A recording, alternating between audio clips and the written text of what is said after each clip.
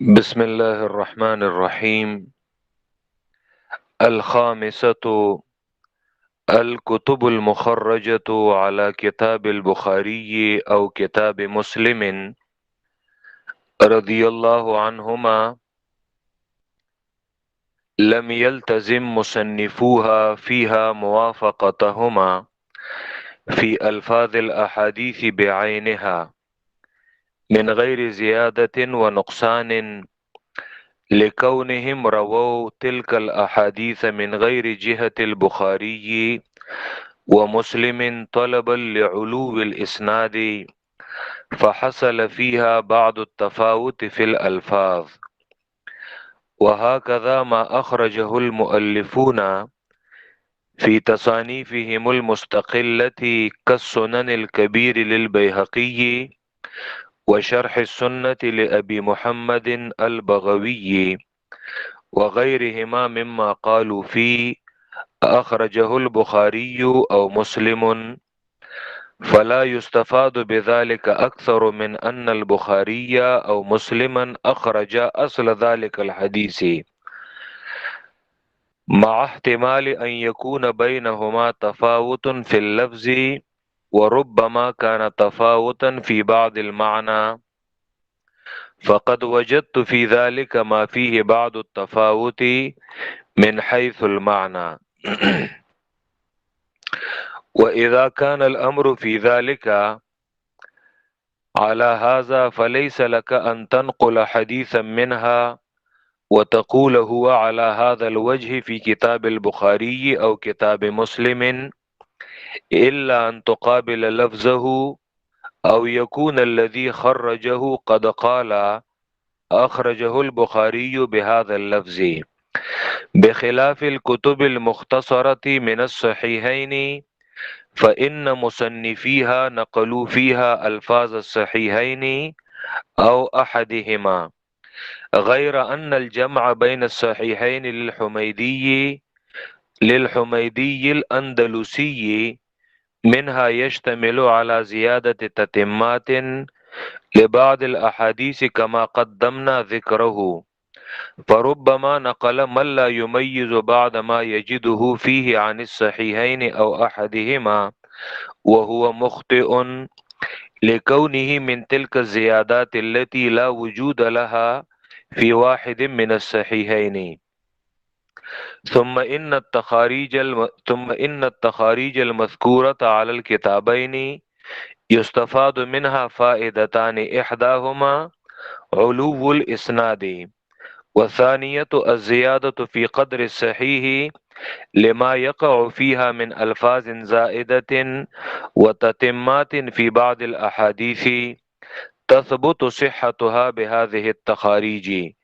لأنها واردة بالأسانيد الثابتة في الصحيحين أو أحدهما، وخارجة من ذلك المخرج الثابت، والله أعلم۔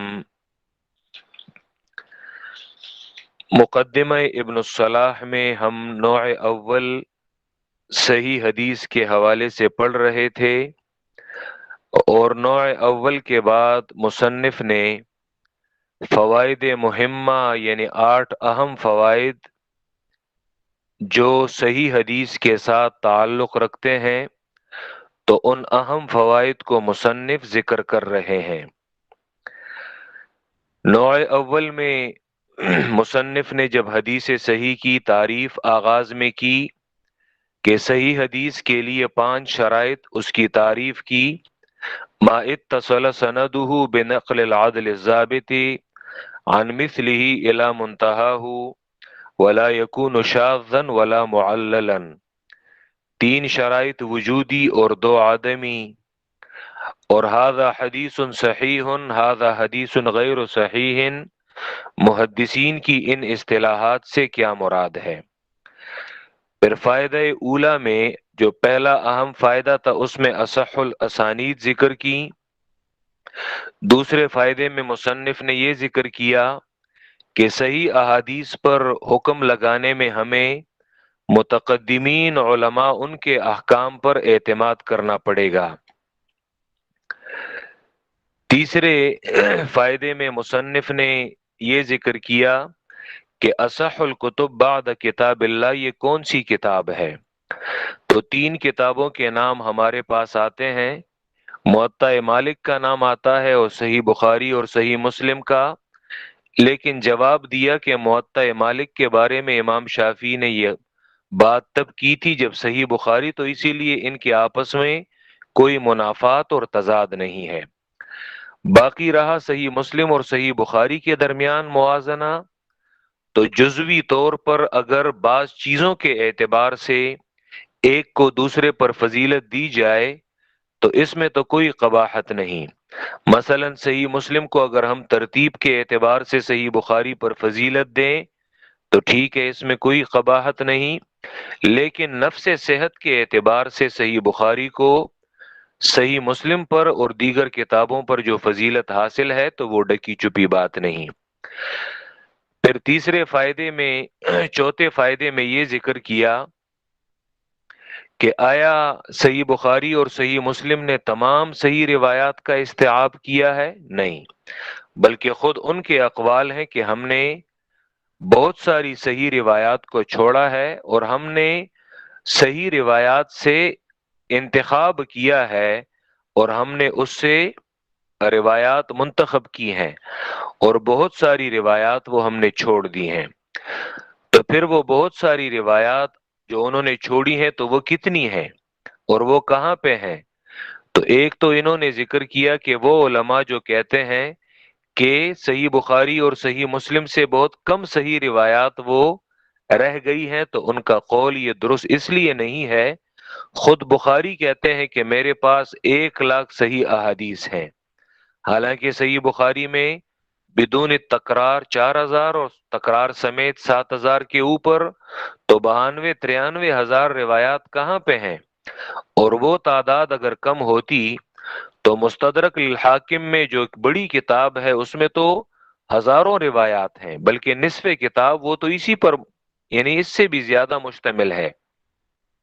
صحیح اعلی شرط شیخین اعلی شرط البخاری اور اعلی شرط مسلم،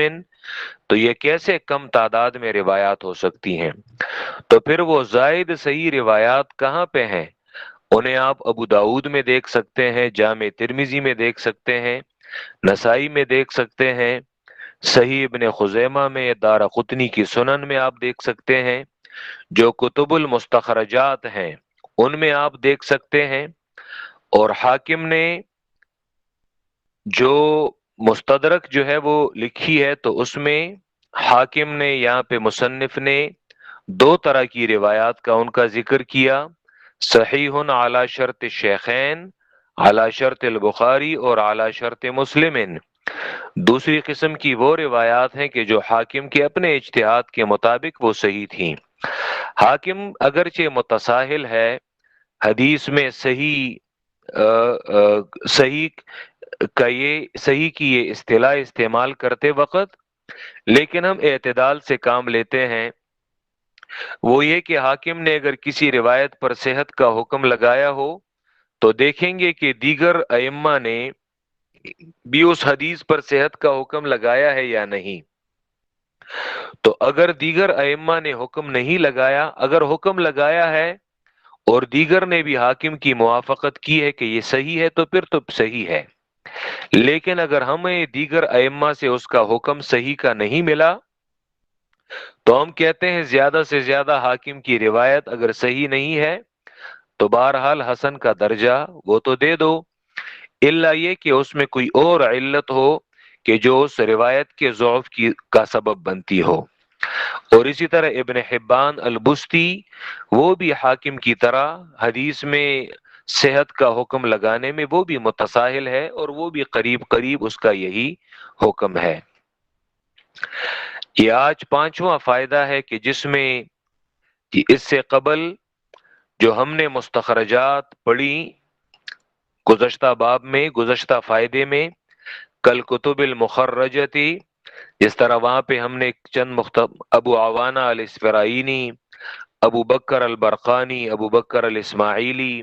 ان کی مستخرجات کا ہم نے ذکر کیا۔ یہاں پہ مصنف مستخرجات کے 2 بڑے فائدے جو ہے وہ ذکر کرتے ہیں۔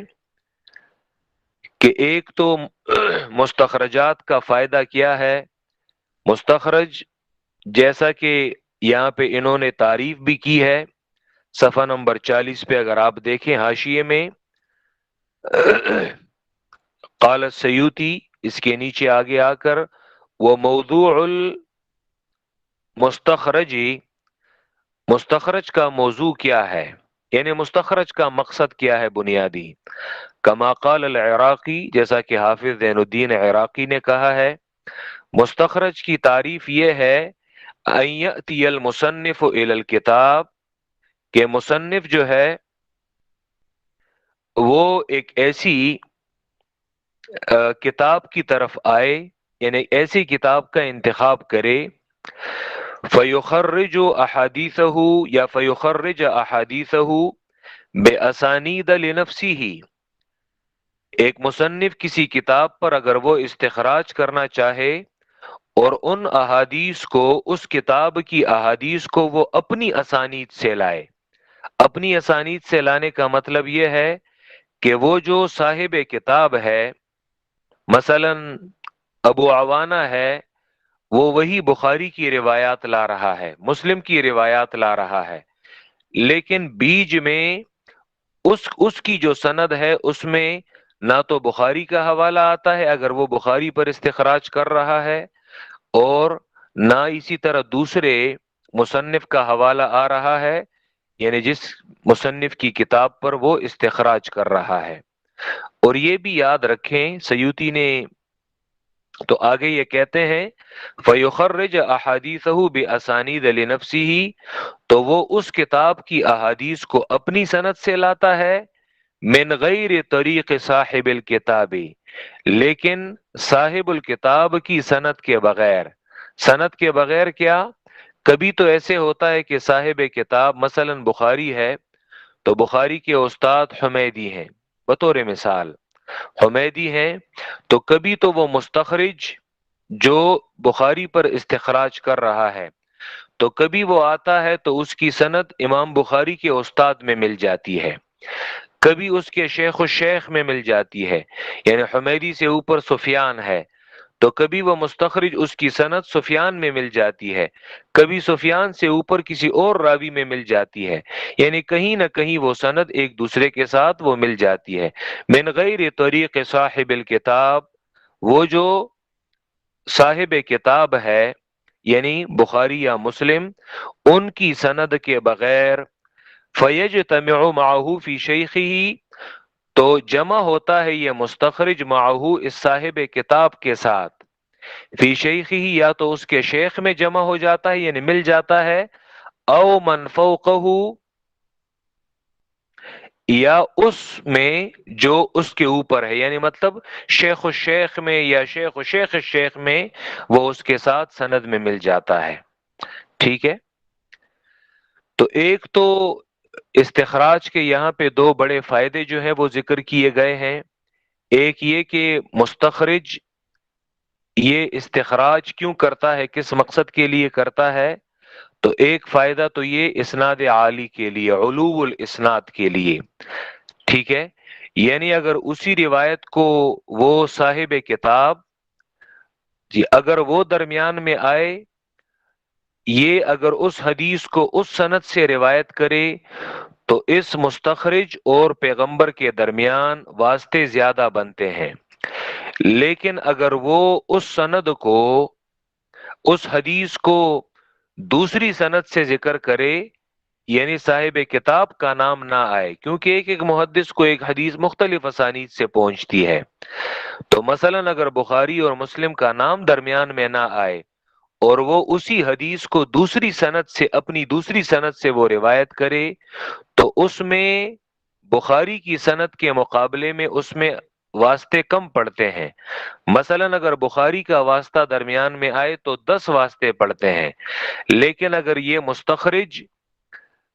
اپنی دوسری سند سے اسے ذکر کرے کہ جس میں بخاری اور مسلم کا واسطہ نہ آئے، درمیان میں وہ نہ آئے، تو پھر اسے 8 واسطوں میں اللہ کے پیغمبر تک وہ پہنچتا ہے، تو ہر محدث وہ علو اسناد چاہتا ہے، اسناد عالی چاہتا ہے، یعنی عالی سند وہ چاہتا ہے۔ تو ایک تو اس کا فائدہ علو الاسناد ہے، اور یہ ہم نے تیسیر و مصطلح الحدیث میں جب ہم اسناد عالی اور اسناد نازل، تو اس میں ہم نے موافقت پڑھا تھا، بدل پڑھا تھا، مساوات پڑھا تھا، یہ وہی اصطلاحات ہیں اسناد عالی۔ اور دوسرا اس کا فائدہ یہ ہے، یہاں پہ اس پانچویں فائدے میں جو اہم بات یہ مستخرجات کے بارے میں یہ ذکر کر رہے ہیں کہ مستخرجات کا یہ مطلب نہیں کہ بخاری اور مسلم میں جو حدیث جن الفاظ کے ساتھ ہے تو بعینہ ہی انہی الفاظ کے ساتھ جی ان مستخرجات میں بھی وہ روایت انہی الفاظ کے ساتھ ہوگی، بلکہ بیشتر، اور یہ ایک اہم فائدہ ہے، بلکہ بسا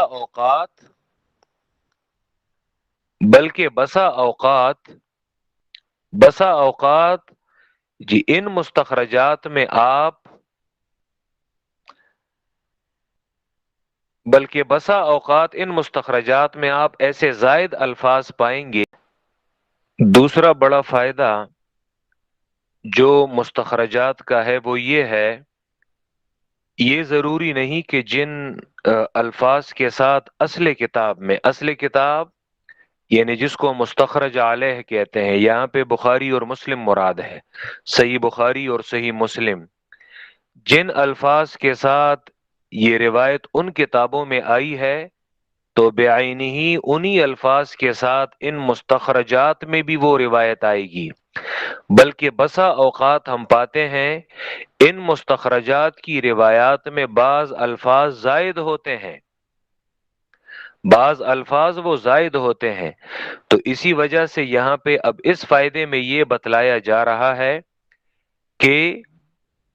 کہیں آپ اس غلطی میں واقع نہ ہو جائیں کہ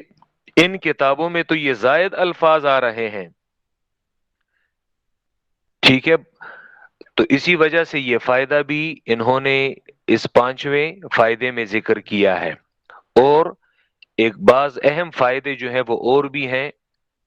جو انشاءاللہ ہم عبارت کے درمیان میں ہم اسے حل کریں گے۔ جی الکتب المخرجۃ علی کتاب البخاری، یہاں پر جس طرح چوتھے فائدے میں کل کتب وکذالک ما یوجد فی الکتب المخرجۃ، جی اگرچہ جو مناسب لفظ ہے اور جو درست لفظ ہے وہ تو مستخرجہ ہے، لیکن مخرجہ یعنی تخریج کا یہ لفظ بھی مستخرجات کے لیے استعمال ہوتا ہے، جس طرح یہاں پہ عبارت میں بار بار یہ المخرجہ یہ لفظ یہ استعمال کیا گیا ہے، تخریج یہ لفظ استعمال کیا گیا ہے۔ جی الخامسۃ یعنی الفائدۃ المہمۃ الخامسۃ، پانچواں اہم فائدہ جو نوع اول یعنی حدیث صحیح کے ساتھ یہ بھی متعلق ہے، وہ یہ ہے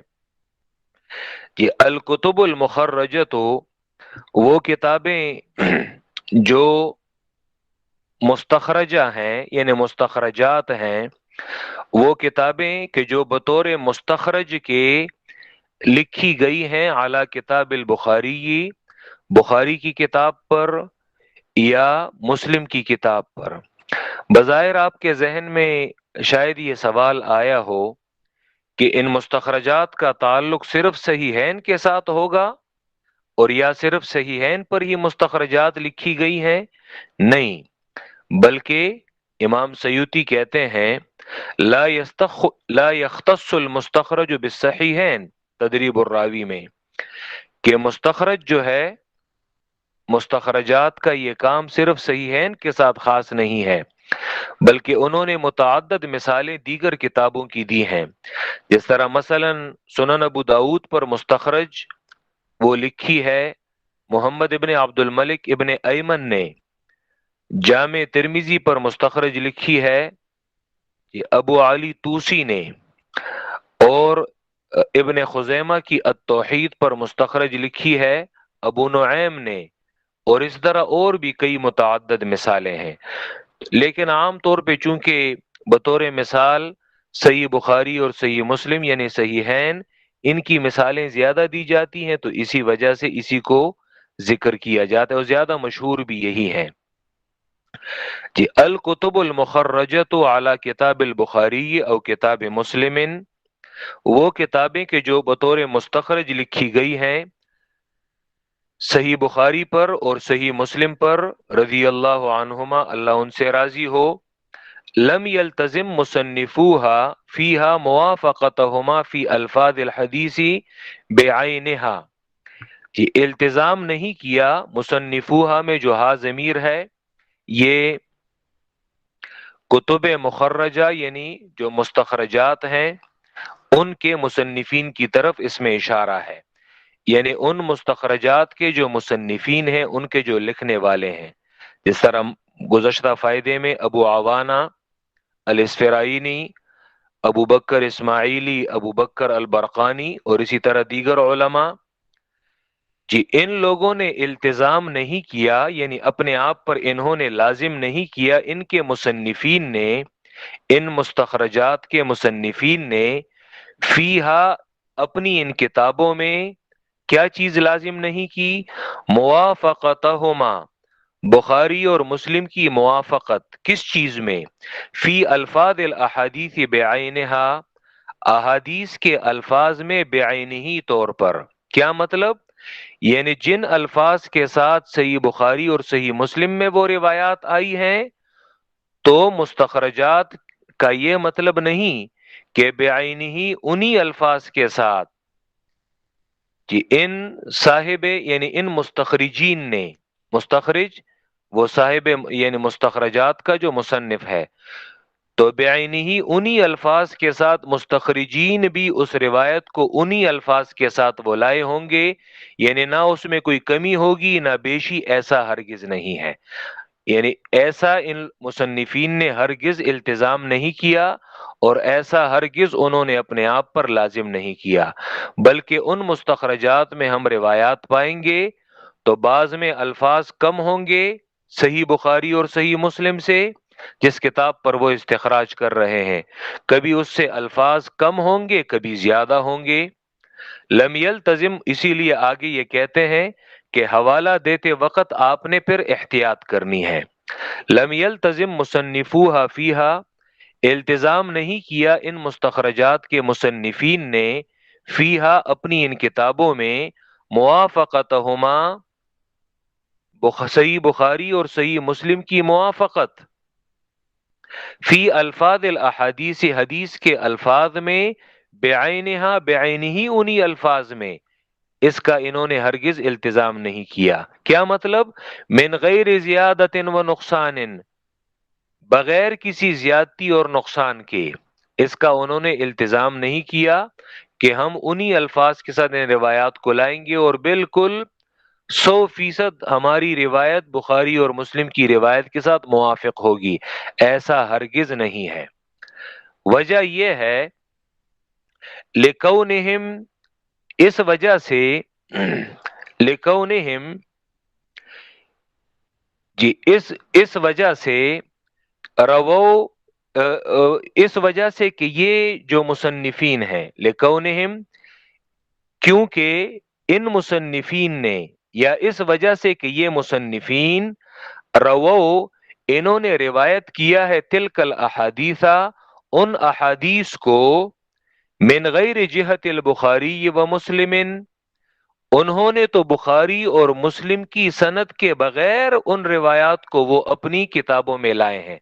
کیونکہ تعریف میں آپ نے پڑھ لیا فَيُخَرِّجُ أَحَادِيثَهُ بِأَسَانِيدَ لِنَفْسِهِ، تو جب وہ اپنی سند سے ان روایات کو لا رہے ہیں اور اس سند میں بخاری اور مسلم کا نام نہیں آتا تو اسی لیے پھر تو موافقت کی کوئی بات ہی نہیں ہے، بلکہ انہیں وہ روایت بخاری اور مسلم کی روایت سے مختلف الفاظ کے ساتھ وہ مل سکتی ہے، ان الفاظ میں زیادت بھی ہو سکتی ہے، ان میں نقصان بھی ہو سکتا ہے کہ وہ الفاظ وہ صحیح بخاری اور صحیح مسلم میں وہ موجود نہ ہو، اصل حدیث تو موجود ہوگی، مثلا انما الاعمال بالنیات تو موجود ہوگی، لیکن انما الاعمال بالنیات میں بعض الفاظ زائد ہونا، بعض کم ہونا، تو یہ ان مستخرجات میں یہ ممکن ہے۔ لکونہم، اس وجہ سے کہ ان مصنفین نے، ان مستخرجات کے مصنفین نے رو روایت کیا ہے تلک الاحادیث، ان احادیث کو من غیر جہت البخاری و مسلم، جہت سند، بخاری اور مسلم کی سند کے بغیر وہ ان روایات کو اپنی کتابوں میں لائے ہیں۔ کس لیے؟ فائدہ کیا ہے مستخرج کا؟ طلب لعلو الاسناد، اس حال میں کہ وہ طلب کریں اسناد عالی کو، سند عالی کو طلب کرنے کے لیے وہ ان روایات کو اپنی سند سے لائے ہیں، کیونکہ اگر بخاری اور مسلم کی سند سے وہ ان روایات کو لے لیں تو اللہ کے پیغمبر تک واسطے زیادہ بنتے ہیں، لیکن اگر اس سند کے علاوہ دوسری سند سے وہ لے لیں تو پھر واسطے کم ہوتے ہیں، اور ایک محدث جتنا اللہ کے پیغمبر کے ساتھ ایک حدیث میں اس کے واسطے کم ہو تو محدثین اسی کی تگودو اور کوشش کرتے ہیں۔ فحصل فیہا، تو حاصل ہوا، فیہا تو حاصل ہوا، فیہا اس میں، ان مستخرجات میں، ٹھیک ہے، فیہا ان مستخرجات میں، تو پس حاصل ہوا فیہا ان مستخرجات میں بعض التفاوت فی الالفاظ، الفاظ میں بعض فرق، یعنی کیونکہ انہوں نے اپنی سند سے وہ روایات ذکر کی ہیں تو الفاظ میں بعض تفاوت اور بعض فرق جو ہے وہ حاصل ہو جاتا ہے، ٹھیک ہے، وہ تفاوت زیادت میں بھی ہو سکتا ہے، وہ فرق اور وہ یعنی نقصان میں بھی ہو سکتا ہے، بعض الفاظ اس میں سے زائد بھی ہو سکتے ہیں اور بعض الفاظ اس میں سے کم بھی ہو سکتے ہیں۔ وہکذا، صرف یہ معاملہ مستخرجات کی کتابوں کا ہے؟ نہیں، بلکہ یہ مستخرجات کے علاوہ جو دیگر مستقل کتابیں ہیں کہ جن کے محدثین نے کسی دوسری کتاب پر استخراج نہیں کیا بلکہ انہوں نے اپنی حدیث کی کتابیں جو ہے وہ تصنیف کی ہیں، تو یہ معاملہ ان کتابوں میں بھی ہو سکتا ہے۔ مثلا یہاں پہ انہوں نے دو کتابوں کا حوالہ دیا ہے، سنن الکبریٰ بیہقی کی اور شرح السنہ بغوی کی۔ اب ان لوگوں نے نہ تو صحیح بخاری پر، نہ صحیح مسلم پر، نہ اور کسی کتاب پر انہوں نے استخراج کیا، بلکہ انہوں نے حدیث کی الگ مستقل کتابیں لکھی ہیں اپنی سند سے۔ یہ محدثین جب کسی روایت کو اپنی سند سے ذکر کرتے ہیں تو ان کا طریقہ، جیسے بیہقی کا، بغوی کا، ان کا طریقہ یہ ہے کہ سند کو وہ حدیث کو وہ ذکر کرتے ہیں اپنی سند سے، تو پھر آخر میں وہ یہ بھی لکھ لیتے ہیں کہ اس حدیث کو اخرجہ الشیخان، اس حدیث کو شیخین نے روایت کیا ہے، یا اخرجہ البخاری، اسے بخاری نے روایت کیا ہے، یا اخرجہ مسلم، اسے مسلم نے روایت کیا ہے۔ تو اب اگر آپ اس حدیث کو، اب آپ کو تو پتہ چل گیا ہے کہ سنن الکبریٰ بیہقی میں بیہقی نے یہ بھی لکھا ہے کہ یہ جو روایت میں نے اپنی سند سے ذکر کی تو اسے صحیح بخاری نے بھی ذکر کیا ہے۔ اب آپ اسی حدیث کو جب صحیح بخاری میں دیکھتے ہیں تو بیہقی کی روایت کے الفاظ اور بخاری کی روایت کے الفاظ میں تھوڑا سا تفاوت ہوتا ہے، الفاظ میں فرق ہوتا ہے، بلکہ بعض اوقات معنی میں فرق ہوتا ہے، تو آپ کہیں اس وہم میں اور اس شک میں نہ پڑ جائیں کہ بیہقی نے یہ کیسا کام کیا ہے، اس نے تو حوالہ بخاری کا دیا تھا، اس نے تو حوالہ مسلم کا دیا تھا، لیکن یہ الفاظ میں فرق اور تفاوت کیسا ہے؟ اصل میں یاد رکھیں، بیہقی کا ہرگز یہ مطلب نہیں ہے کہ میں جو روایت ذکر کر رہا ہوں تو یہ بعینی ہی وہی الفاظ ہیں، بلکہ اس کا مطلب یہ ہوگا کہ میں نے یہاں پہ جو بخاری اور مسلم کا حوالہ دیا ہے، مطلب یہ کہ اس حدیث کی جو اصل ہے وہ آپ کو ان کتابوں میں بھی ملے گی، یعنی اصلاً یہ حدیث ان کتابوں میں بھی موجود ہے۔ باقی رہی یہ بات کہ ان الفاظ کے ساتھ تو یہ ضروری نہیں ہے، بلکہ میری اس روایت میں شاید بعض الفاظ زائد ہوں، شاید بعض الفاظ وہ کم ہوں، لیکن یہ ضروری نہیں کہ ان الفاظ کے ساتھ یہ صحیح بخاری اور صحیح مسلم میں بھی موجود ہوگی۔ اسی لیے ان اصطلاحات آپ کو بعض اوقات حدیث کی کتابوں میں جب آپ پڑھیں گے تو ایک محدث نے حوالہ دیا ہوگا، جب آپ اصل کتاب میں دیکھیں گے تو اس سے مختلف ہوگا، تو آپ کہیں گے اس میں تو بظاہر کسی نے ڈنڈی ماری ہے۔ ایسا ہرگز نہیں ہوگا، بلکہ اصل میں یہ انہی اصطلاحات کو سمجھنا ہے۔ وہاں کذا، اور اسی طرح کا معاملہ ما ان کتابوں کے ساتھ بھی ہے، اخرجہ المؤلفون، اور اسی طرح کا یہی حال ما ان احادیث کا بھی ہے، اخرجہ المؤلفون، کہ جن احادیث کو سند کے ساتھ اخرجہ یعنی سند کے ساتھ، اخراج تخریج یہ کہتے ہیں کسی حدیث کو سند کے ساتھ لانا۔ جب ہم کہتے ہیں آج ہمارے لوگوں کو چونکہ تحقیق کا میدان وہ معلوم نہیں ہے، ٹھیک ہے، تو مثلا وہ بعد کی کتابیں مثلا مشکات ہے، اگر وہ مشکات سے حوالہ دے رہا ہے تو مشکات کے بارے میں بھی لکھ لیتا ہے اخرجہ تبریزی، خطیب تبریزی، اخرجہ الخطیب التبریزی فی المشکات،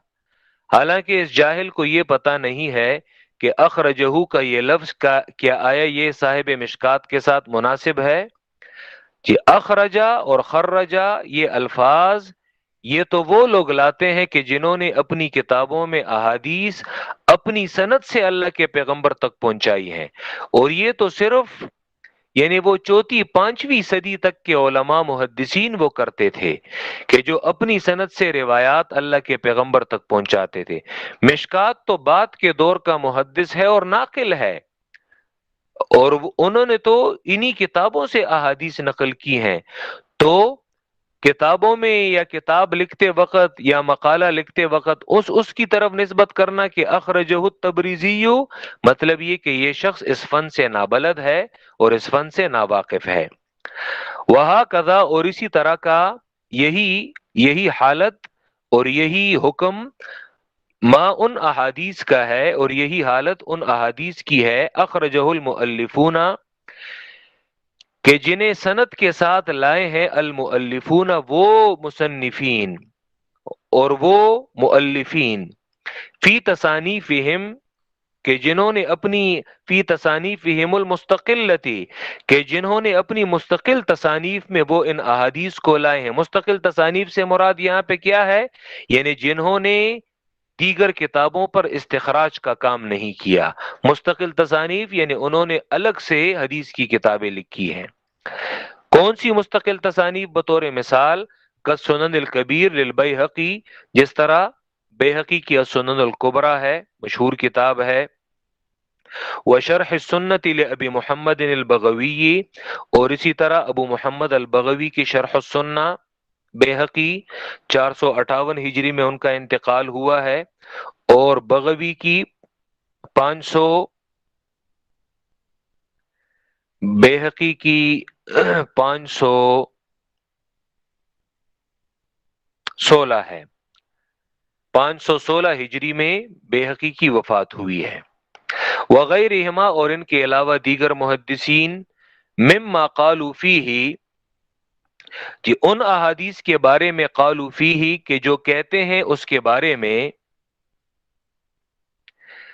جب وہ احادیث کو سند کے ساتھ لاتے ہیں تو پھر ان احادیث کے بارے میں کہتے ہیں، پہلے حدیث کو ذکر کرتے ہیں اپنی سند سے، اور پھر آخر میں کہتے ہیں اخرجہ البخاری او مسلم، اس حدیث کو بخاری نے بھی ذکر کیا ہے اور مسلم نے بھی ذکر کیا ہے۔ فلا یستفاد بذالک اکثر من، تو یہ اخرجہ البخاری او مسلم،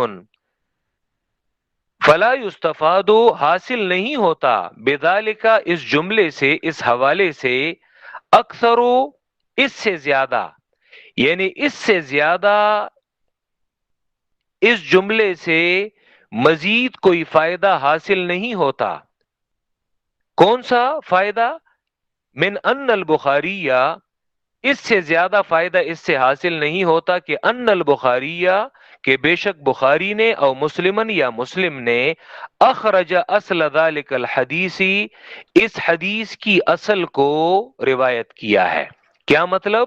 یعنی اس جملے کا صرف یہ مطلب ہے کہ ہم نے جو ذکر کیا کہ اس حدیث کو بخاری بھی لائے ہیں یا صحیح مسلم نے بھی روایت کیا ہے، مقصد یہ کہ میں نے جس حدیث کو ذکر کیا ہے،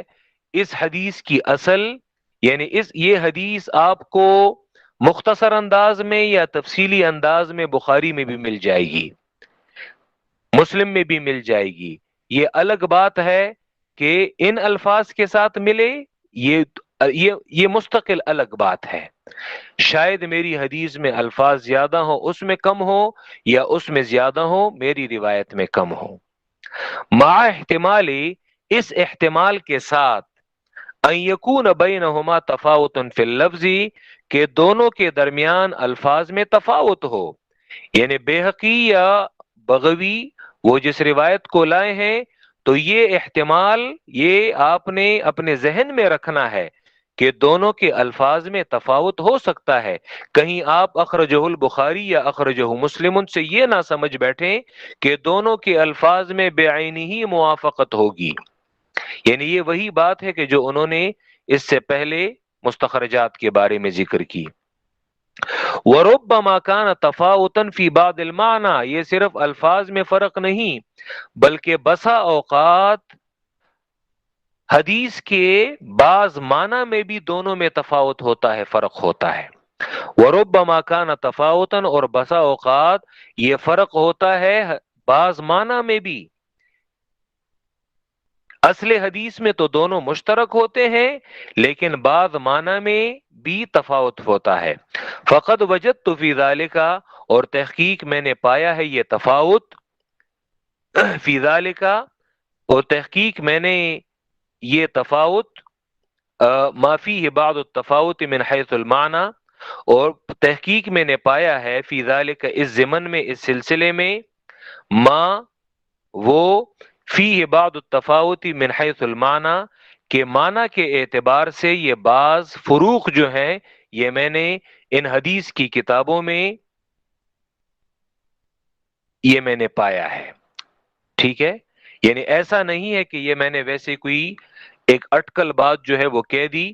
بلکہ من حیث المعنی، معنی کے اعتبار سے میں نے یہ بعض فرق جو ہے، یہ میں نے بعض روایات اور بعض احادیث میں، ان کتابوں میں نے یہ پایا ہے۔ تو آپ بھی اسے تجربہ کر کے دیکھ لیں۔ وَإِذَا كَانَ الْأَمْرُ فِي ذَلِكَ عَلَى هَذَا،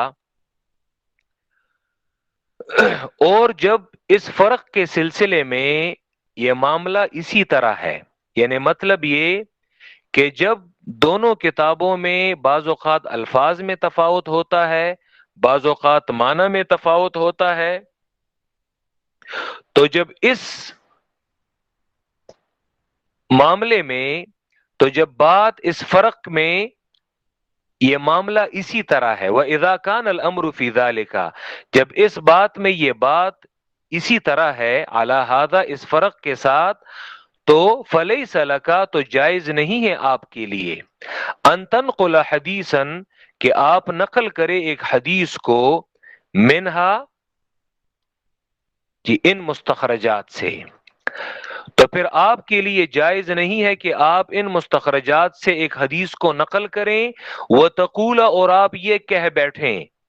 حدیث آپ نے مستخرجات سے نقل کر دی اور پھر آپ اس کے اوپر یہ بھی کہہ لیں، آپ کے لیے یہ کہنا جائز نہیں ہے۔ وہ کیا ہے؟ ہوا کہ آپ یہ کہیں، ہوا علی ھذا الوجہ فی کتاب البخاری او کتاب المسلم، یہ جو حدیث میں نے نقل کی اس فلاں مستخرج کی کتاب سے، یہ حدیث اسی طریقے پر بخاری میں بھی ہے اور اسی طریقے پر یہ صحیح مسلم میں بھی ہے۔ ایسا کہنا یہ آپ کے لیے جائز نہیں ہے۔ وجہ یہ ہے کہ آپ نے اگر اصل کتاب کو نہ دیکھا ہو، صحیح بخاری اور صحیح مسلم کو، اور آپ نے دونوں کے متن کو، دونوں کی اسانید کو، دونوں کے متن کو آپس میں موازنہ نہ کیا ہو، تو آپ یہ کیسے کہہ سکتے ہیں؟ ان کے الفاظ میں تو تفاوت ہو سکتا ہے، ان کے معنی میں تفاوت ہو سکتا ہے، اسی لیے آپ کے لیے یہ کہنا یہ جائز نہیں ہے کہ یہ حدیث انہی الفاظ کے ساتھ صحیح بخاری میں ہے، انہی الفاظ کے ساتھ یہ صحیح مسلم میں ہے۔ ہاں الا ان تقابل لفظہ، آپ یہ بات اس صورت میں کہہ سکتے ہیں جب آپ تقابل کریں دونوں کے الفاظ کا، دونوں کے الفاظ کا تقابل کریں، تو اگر دونوں کے الفاظ کو آپ یکساں پائیں تو پھر تو آپ کہہ سکتے ہیں کہ ہوا علی ھذا الوجہ فی کتاب البخاری یا ہوا علی ھذا الوجہ فی کتاب مسلم، پھر تو آپ کہہ سکتے ہیں اگر الفاظ بالکل بعینہ یکساں ہوں اور موافق ہوں کہ الا ان تقابل لفظہ، الا یہ کہ آپ اس کا الا یہ کہ آپ تقابل کریں ان کے الفاظ کا، او یا دوسری صورت یہ ہے او یکون الذی، یا اسی طرح ہو وہ شخص خرجہ کہ جس نے اس کتاب کا استخراج کیا ہے، جیسے مثلا ابو عوانہ وہ یہ کہے، ابو اسماعیل البرقانی یہ کہے، یا ابو بکر البرقانی وہ یہ ابو اسماعیل وہ کہے، یا ابو بکر اسماعیلی کہے، ابو بکر البرقانی کہے، اگر وہ محدثین اس بات کی صراحت کریں یا وہ شخص اس بات کی صراحت کرے خرجہ کہ جس نے استخراج کیا ہے اس حدیث کی کتاب کا، قد قال تحقیق وہ کہے اخرجہ البخاری بہذا اللفظ، اگر وہ اس قید کو لگائے کہ بخاری نے اسی لفظ کے ساتھ اس حدیث کو روایت کیا ہے کہ جو میں اپنی کتاب میں اپنی سند سے لایا ہوں، تو پھر آپ یہ کہہ سکتے ہیں، ورنہ آپ کے لیے یہ کہنا، اور یا اس صورت میں آپ کہہ سکتے ہیں جب آپ دونوں متون کو، دونوں احادیث کو سامنے رکھیں اور دونوں کا آپس میں تقابل اور موازنہ کریں۔ بخلاف الکتب المختصرۃ من الصحیحین، ہاں یہ بات جو میں نے کی تو یہ ان کتابوں کو شامل نہیں ہے، بخلاف الکتب المختصرۃ من الصحیحین، ہاں یہ بات برخلاف ان کتابوں کے، یہ بات ان کتابوں کو شامل نہیں ہے، الکتب وہ کتابیں المختصرتی کہ جن کا اختصار کیا گیا ہے، کہ جنہیں مختصر کیا گیا ہے من الصحیحین صحیحین سے، یعنی کیا مطلب کہ جو بخاری اور مسلم سے انہوں نے روایات کا انتخاب کیا ہے اور ان کتابوں سے ہی وہ انہوں نے اپنی کتابوں کو ماخوذ کیا ہے، ٹھیک ہے، الکتب المختصرۃ من الصحیحین کہ جنہوں نے اپنی کتابوں کا اختصار کیا ہے صحیحین سے، یعنی صحیح بخاری اور صحیح مسلم سے انہوں نے روایات کو چنا ہے اور انتخاب کیا ہے۔ وجہ یہ ہے فإن مصنفیہا، کیونکہ ان مختصر کتابوں کے مصنفین جنہوں نے یہ اختصار کیا ہے اور ان کتابوں سے روایات کو چنا ہے صحیح بخاری اور صحیح مسلم سے، ان کے مصنفین نے نقلوا فیہا الفاظ الصحیحین، انہوں نے اپنی کتابوں میں نقل کیا ہے صحیحین کے الفاظ کو، کیونکہ وہ اپنی سند سے تو نہیں لا رہے بلکہ انہوں نے صحیحین کے الفاظ کو نقل کیا ہے، او احدہما یا ان میں سے ایک کتاب سے، یا صحیح بخاری سے ان الفاظ کو نقل کیا ہے یا صحیح مسلم سے ان الفاظ کو نقل کیا ہے۔ ہاں اس میں بھی استثناء ہے، یعنی یہ بات بھی مطلقاً نہیں ہے، غیر ہاں یہ بات حمیدی اندلسی جس کا ذکر چوتھے فائدے میں ہو بھی چکا، یہ بات اس کی کتاب کو شامل نہیں ہے، غیر علاوہ اس کے کہ ان الجمع بین الصحیحین للحمیدی الاندلسی، کہ حمیدی اندلسی کی جو الجمع بین الصحیحین کے نام سے جو کتاب ہے، منہا تو اس میں سے یشتمل علی زیادت تتمات، ان میں سے بعض روایات ایسی ہیں کہ جو مشتمل ہیں اعلی زیادت تتمات، بعض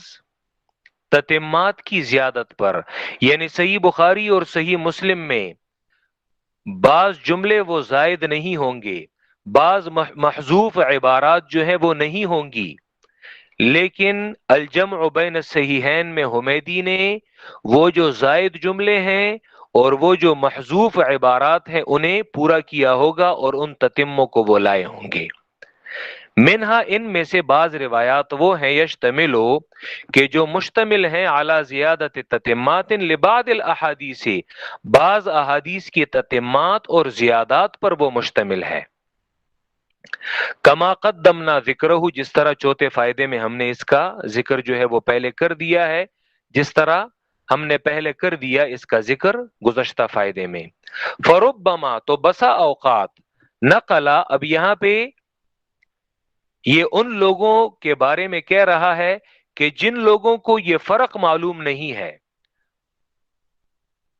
جی، اور وہ ایک کتاب سے وہ حوالہ دیتے ہیں اپنی کتابوں میں، مثلا آج کے دور میں ہم مقالہ لکھ رہے ہیں، کتاب لکھ رہے ہیں، اور ہم ابو عوانہ کی مستخرج سے حوالہ دے رہے ہیں، اور اگر ہمیں پتہ نہ ہو یہ فرق تو ہم کہتے ہیں کہ چونکہ یہ تو مستخرج ہے تو مستخرج میں اس نے اس روایت کو اسی الفاظ کے ساتھ ذکر کیا ہے، یا ہم مثلا بیہقی کی سنن الکبریٰ کا حوالہ دیں گے اور پھر یہ کہیں گے کہ اس نے اخرجہ البخاری بھی کہا ہے، اور ہم جہالت کا مظاہرہ کریں اور یہ کہیں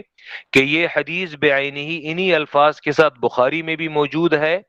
تو یہاں پہ ابن الصلاح کہتے ہیں کہ جن لوگوں کو یہ فرق، اس میں تمیز نہیں ہے، شناخت نہیں ہے، تو وہ لوگ وہ خطا میں واقع ہو جاتے ہیں۔ فربما، تو بسا اوقات، نقل من، نقل کرتا ہے وہ شخص، لا یمیزو، کہ جو اس بات میں تمیز نہیں کرتا، کہ جسے شناخت نہیں ہے، جسے علم نہیں ہے، تمیز نہیں ہے یعنی علم نہیں ہے، اسے پہچان نہیں ہے، بعد ما یجدہ فیہ عن الصحیحین، بعد ما، بعض وہ اضافے، بعد ما، بعض وہ اضافے، یجدہ فیہ، کہ پاتا ہے یہ ناقل اس اضافے کو، فیہ، اس میں، عن الصحیحین، صحیحین سے، یعنی صحیحین میں وہ اضافہ نہیں ہوتا، وہ تتمہ نہیں ہوتا، تو بسا اوقات نقل کرتا ہے من، وہ شخص، لا یمیزو، کہ جسے یہ شناخت اور یہ پہچان نہیں ہے، بعض وہ اضافات وہ نقل کرتا ہے کہ جسے وہ ان مستخرجات میں وہ پاتا ہے، عن الصحیحین، صحیحین میں وہ اضافے نہیں ہوتے، او احدہما، یا ان میں سے کسی کتاب میں وہ اضافے بعض یا وہ تتمات بعض وہ نہیں ہوتے، وہ مخطئ، اور وہ خطا کار ہوتا ہے اور وہ خطا کر بیٹھتا ہے، لکونہ، اس وجہ سے کہ اس وجہ سے کہ وہ جو زیادات ہوتی ہیں، وہ جو زائد جملے ہوتے ہیں ان مستخرجات میں یا ان بات کی کتابوں میں، التی، وہ زیادات اور وہ زائد باتیں یا وہ زائد جملے، لا وجود لہا، کہ اس کا کوئی وجود نہیں ہوتا، فی واحد من الصحیحین، صحیحین میں سے کسی کتاب میں اس کا وجود نہیں ہوتا، تو اسی لیے جس شخص کو یہ پہچان نہیں ہے، یہ معرفت نہیں ہے، تو وہ اسے بلا علم کے وہ نقل کر دیتا ہے اور حوالہ دے دیتا ہے، اور یہ کہتا ہے کہ یہ الفاظ یہ صحیح بخاری میں بھی ہیں اور صحیح مسلم میں بھی ہیں، حالانکہ اس نے ان متون کا آپس میں تقابل نہیں کیا ہوتا اور ان روایات کو اس نے دیکھا نہیں ہوتا۔ اب یہاں پہ آخر میں یہ وہ دو بڑے فائدے جو ہے وہ ذکر کر رہے ہیں کہ ان مستخرجات کا فائدہ کیا ہے۔ ثم ان التخاریج المذکورۃ علی الکتابین، کہ ان دو کتابوں پر، صحیح بخاری اور صحیح مسلم پر تخاریج، اب یہاں پہ اس سے مراد بھی وہ مستخرجات ہیں، یعنی تخریج کا اطلاق بھی مستخرج پر ہوتا ہے، ٹھیک ہے، مستخرج کے لیے تخریج کا اطلاق بھی ہوتا ہے، حالانکہ تخریج کا اپنا ایک الگ مستقل معنی ہے، لیکن اس سے یہ بھی پتہ چلا کہ محدثین نے مستخرجات پر تخریج کا اطلاق بھی کیا ہے۔ ثم ان التخاریج المذکورۃ علی الکتابین، اور پھر ان دو کتابوں پر، صحیح بخاری اور صحیح مسلم پر، یہ جو ماقبل مستخرجات ہیں، یستفاد منہا فائدتان،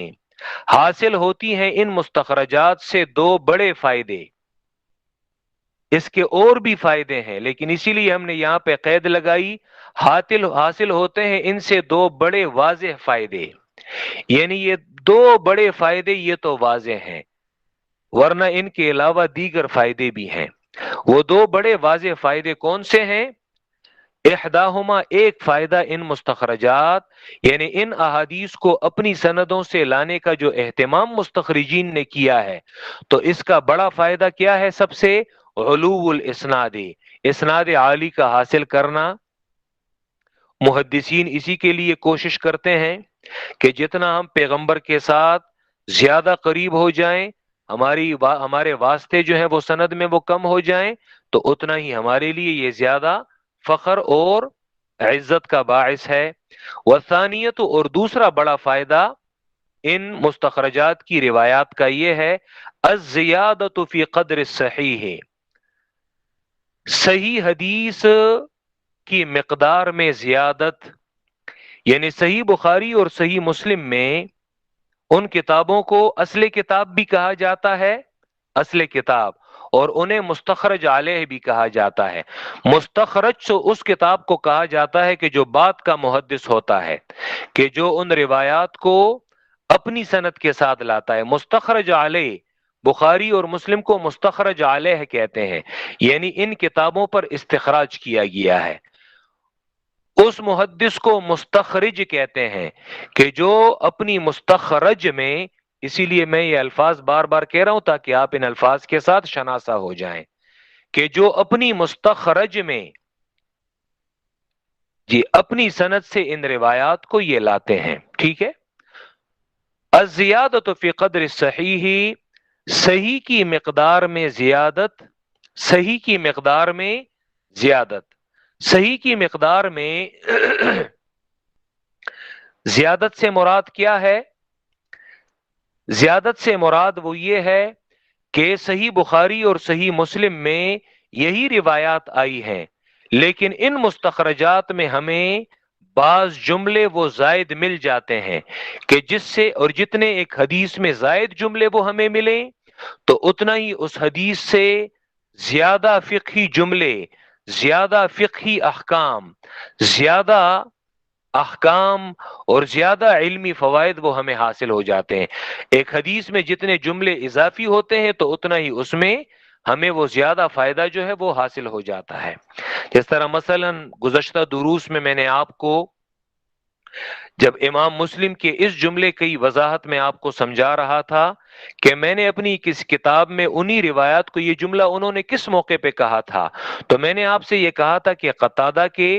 کئی شاگرد ہیں جنہوں نے وَإِذَا قَرَأَ فَأَنصِتُوا کا یہ جملہ یہ ذکر نہیں کیا،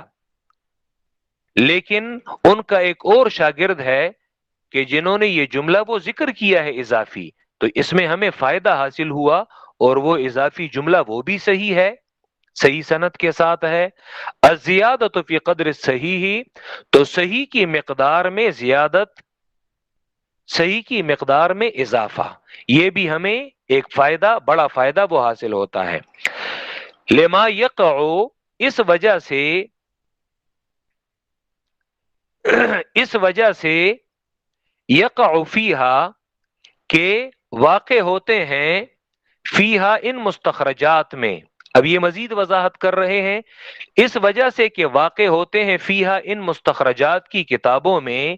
من الفاظ زائدت، زائد الفاظ یہ واقع ہوتے ہیں، زائد الفاظ ہمارے پاس آتے ہیں، وتتمات، اور بعض تتمات، تتمات اس سے پہلے انہوں نے چوتھے فائدے میں وضاحت کر دی، وتتمات لمحذوف، یعنی اصل کتاب میں وہ محذوف جملے نہیں ہوتے، اور یہاں پہ انہیں مستخرجات میں تتمات انہیں پورا کیا گیا ہوتا ہے، وہ محذوف جملے بھی یہاں پہ وہ پورے کر لیے ہوتے ہیں۔ وتتمات فی بعض الاحادیث، اور بعض احادیث میں وہ تتمات اور جملوں کو پورا کرنا وہ بھی اس میں واقع ہوتا ہے۔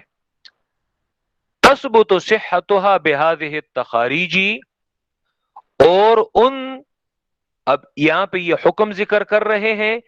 کہ چلو ٹھیک ہے، صحیح بخاری اور صحیح مسلم میں وہ جو الفاظ آئے ہیں وہ تو صحیح ہیں، ان کی صحت پر تو کوئی شک نہیں ہے، لیکن ان زائد جملوں اور ان تتمات کا حکم کیا ہوگا؟ یہ جو مستخرجات میں آئے ہیں، کیونکہ یہ تو صحیح بخاری اور صحیح مسلم میں نہیں آئے تھے، وہاں پہ تو ان روایات کا حکم تو صحیح کا ہے۔ اب ان زائد جملوں اور زائد تتمات کے ساتھ کیا کیا جائے؟ تو یہ کہتے ہیں تثبت صحتها، ان کی صحت بھی ثابت ہے بہذہ التخاریجی، ان مستخرجات کی وجہ سے، کیونکہ انہوں نے یہ مستخرجات یہ تو صحیحین پر کیا ہے، انہوں نے یہ استخراج تو صحیحین کا کیا ہے، تو جو حکم صحیحین کی احادیث کا ہے اسی طرح ان زائد جملوں کا حکم بھی صحیح کا ہے، یعنی یہ جملے بھی صحیح ثابت ہیں اور ان کی صحت پر بھی کوئی حرف وہ نہیں آئے گا۔ وجہ آگے یہ علت اور دلیل بیان کر رہے ہیں، علت بیان کر رہے ہیں، لأنہا واردتن، اس وجہ سے کہ یہ زائد جملے، یہ تتمات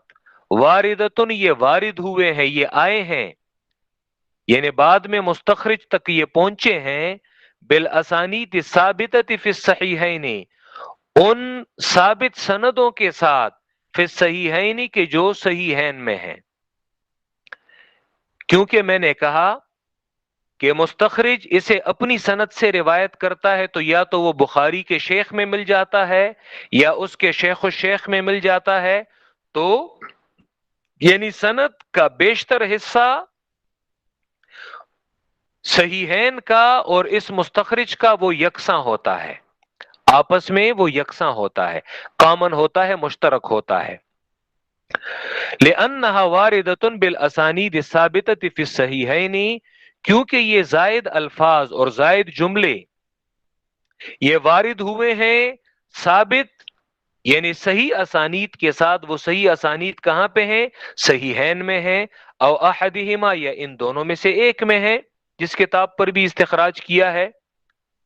وخارجۃ من ذلک المخرج الثابت، اس آخری جملے کی وضاحت سے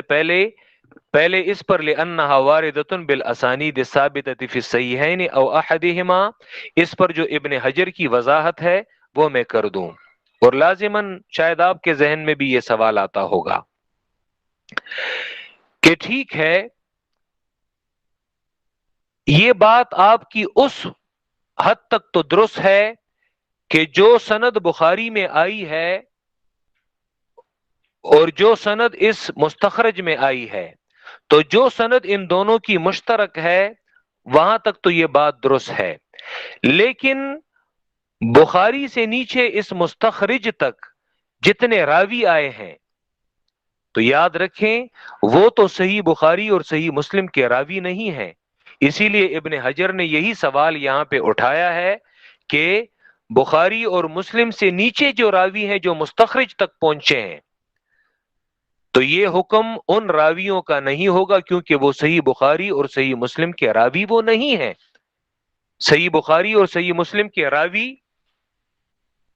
وہ نہیں ہیں، تو اسی وجہ سے ان راویوں کی حالت کو دیکھا جائے گا کہ اگر وہ راوی وہ ثقہ ہوں تو اس سند پر صحت کا حکم لگایا جائے گا ان مستخرجات کی روایات کو، اور اگر وہ راوی وہ غیر ثقہ ہیں تو پھر ان کی روایات پر مطلق صحت کا حکم وہ نہیں لگایا جائے گا۔ وَخَارِجَةٌ مِّن ذَلِكَ الْمَخْرَجِ الثَّابِتِ، یاد رکھیں مخرج،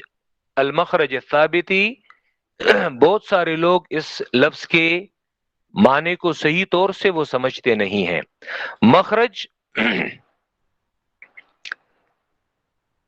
یہاں پہ اصل میں یہ اس جملے کی وضاحت کر رہے ہیں، ذہن میں شاید یہ سوال آ سکتا ہے کہ مستخرج کے پاس یہ جو زائد الفاظ ہیں اور یہ جو زائد جملے ہیں یہ کہاں سے آئے؟ یہ ایک سوال آتا ہے کہ مستخرج کے پاس یہ جو زائد الفاظ ہیں اور یہ جو تتمات ہیں، بخاری اور مسلم نے ان الفاظ کو ذکر نہیں کیا تھا، تو مستخرج کے پاس یہ الفاظ زائد یہ کہاں سے آ گئے؟ تو یہ وخارجۃ من ذلک المخرج الثابت، یہ اسی سوال کا جواب ہے کہ اصل میں مستخرج کے پاس اپنی سند سے جو یہ زائد الفاظ یہ پہنچے ہیں تو اس حدیث کی سند میں ایک ایسا مخرج موجود ہے، مثلا ہر حدیث کی سند میں یاد رکھیں، یہاں پہ شاید آپ لوگ اس اصطلاح کو نہ سمجھ لیں، ہر حدیث کی سند میں ایک مدار موجود ہوتا ہے۔ مدار کبھی صحابی ہوتا ہے، اور زیادہ تر صحابی سے نیچے ایک ایسا محدث ہوتا ہے کہ جس کے کثیر تلامیذ ہوں اور بیشتر زیادہ تلامیذ ہوں۔ مثلا امام مالک اب یہ حدیث میں مدار ہے، قتادہ حدیث میں مدار ہے حدیث کی سند میں۔ وجہ یہ ہے کہ امام مالک کے سینکڑوں شاگرد ہیں، ہزاروں شاگرد ہیں، قتادہ کے سینکڑوں شاگرد ہیں، ہزاروں شاگرد ہیں۔ تو مطلب یہ کہ بخاری نے قتادہ سے یا امام مالک سے یا زہری سے، یہ ایسے محدثین ہیں کہ ان کے دروس آباد ہوتے تھے، اور ان سے لوگوں کا ایک تانتا جو ہے وہ بندہ رہتا تھا، اور ایک جم غفیر ان سے علم حدیث حاصل کرتے تھے۔ تو بخاری نے جس سند کو لیا ہے تو شاید اس میں وہ زائد الفاظ وہ نہ آئے ہوں، لیکن مستخرج نے اس حدیث میں جو یہ زائد الفاظ نقل کیے ہیں تو شاید یہ زائد الفاظ بھی اسی مدار سے آئے ہوں کہ جس طرح مثلا قتادہ ہے، مالک ہے، ٹھیک ہے بخاری تک وہ الفاظ وہ نہیں پہنچے ہوں گے، لیکن یہ زائد الفاظ اس حدیث کی سند میں جو ایک محدث ہے، ایک مدار ہے، شاید اس سے دیگر شاگردوں نے یہ الفاظ یہ سنے ہوں اور اس مستخرج تک وہ زائد الفاظ وہ پہنچ چکے ہوں۔ تو اسی لیے یہاں پہ یہ کہا جا رہا ہے وَخَارِجَةٌ مِّن ذَلِكَ الْمَخْرَجِ الثَّابِتِ، اور یہ جو زائد الفاظ ہیں خارجتن، یہ نکلے ہیں کہاں سے؟ مِن ذَلِكَ الْمَخْرَجِ الثَّابِتِ، اس مدار سے جو ثابت ہے، یعنی اس حدیث میں جو ایک ایسا راوی ہے کہ جو جس سے کافی شاگردوں نے اس روایت کو نقل کیا ہے تو وہ زائد الفاظ اسی مدار سے یہ نکلے ہیں۔ مطلب یہ کہ ان زائد الفاظ پر آپ کہیں یہ حکم نہ لگا بیٹھیں کہ یہ زائد الفاظ یہ مستخرج تک کیسے پہنچ گئے، بلکہ یہ ضروری نہیں کہ ایک شاگرد کو وہ زائد الفاظ وہ نہ پہنچے ہوں، یہ ضروری نہیں کہ وہ دوسرے کو بھی نہ پہنچے، بلکہ دوسرے نے ان زائد الفاظ کو وہ نقل کیا ہے۔ واللہ اعلم، اور اللہ خوب جانتا ہے۔